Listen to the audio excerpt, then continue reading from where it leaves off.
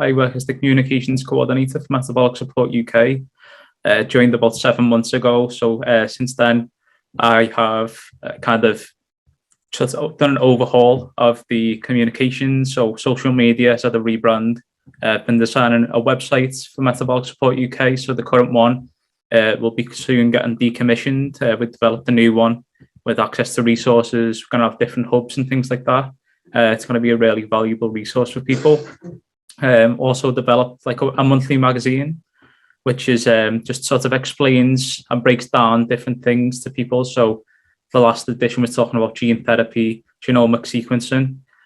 So it's just kind of like making information more accessible to patients and creating a bit of rapport between ourselves and the patient. So it's not so like, this is a big organization. How do I speak to them? It's like, oh, that's this person.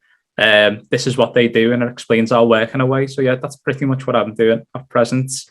I also work a lot with the newborn screening collaborative to look to expand newborn screening in the UK, and I've also been speaking to some stakeholders about expanding newborn screening internationally to low middle income countries.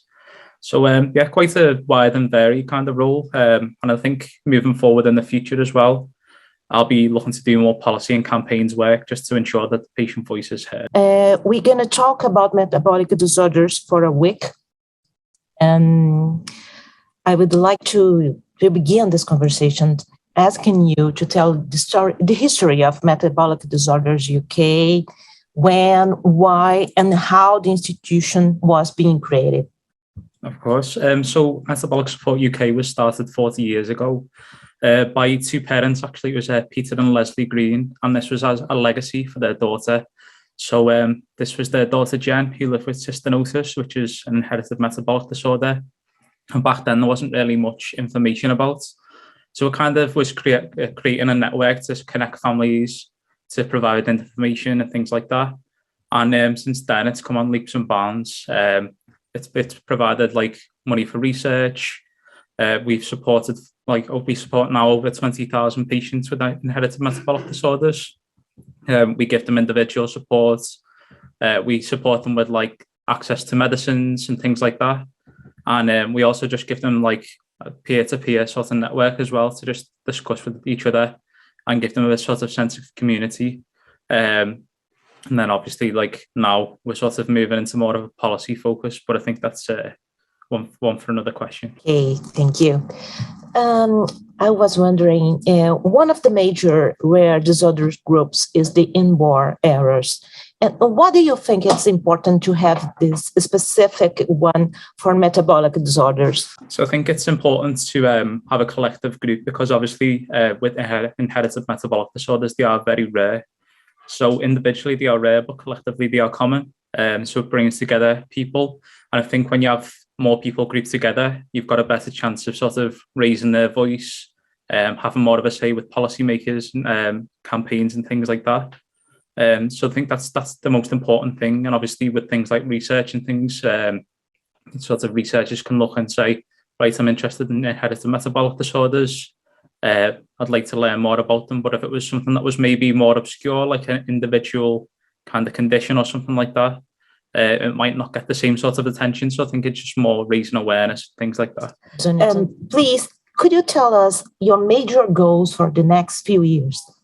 Of course, yeah. So over the next 3 years, we've got some big projects upcoming actually. So we're doing an IMD service review. So basically what we're doing is looking for commonalities amongst people, such as like long diagnostic odysseys and things like that.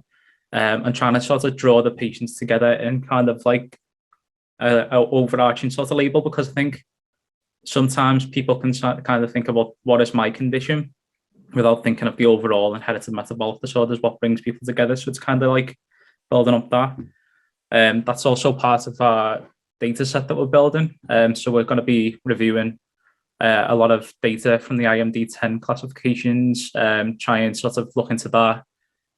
Pull some data together about what commonly affects people, like how many times people are being admitted to hospitals and things. We're also going to be looking into expanding newborn screening in the UK to add more tests. and just sort of like speaking to key decision makers and things. And we're looking to also move into low and middle income countries. So basically just trying to look into screening and also treatment in the countries. So this is going to be potentially working with people across Africa, some of the rare disease organizations across there, as well as possibly Southeast Asia. Going to look into kind of recruiting those organizations. We've got Professor Jim Bonham, who's in discussion about that, as well as going to kind of try and get the Bill and Melinda Gates Foundation on board with that as well. I think that's something that would line up directly with them. So there's quite a lot happening. Very exciting time, and yeah, just looking forward to the future. Okay, great. Finally, how is the dialogue with of the Metabolic Disorders UK with the Academy and the pharmaceutical industry?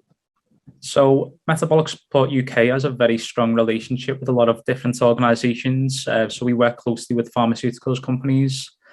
We also work closely with universities, different researchers, things like that. Just like basically just obviously when you've got a few different people from different places, they can kind of bring their own inputs. And obviously with pharmaceuticals companies, they can, obviously they're the ones that are developing the drugs. So we may say that we have X amount of people with UCD, and a pharmaceuticals company can come to us and say to us, like, have you got any people that would be interested in this? And we can kind of relay that to our people. And we can also provide managed access agreements through working with NICE, giving people early access to drugs that they wouldn't necessarily have, such as Strensiq for people with hyperphosphatasia.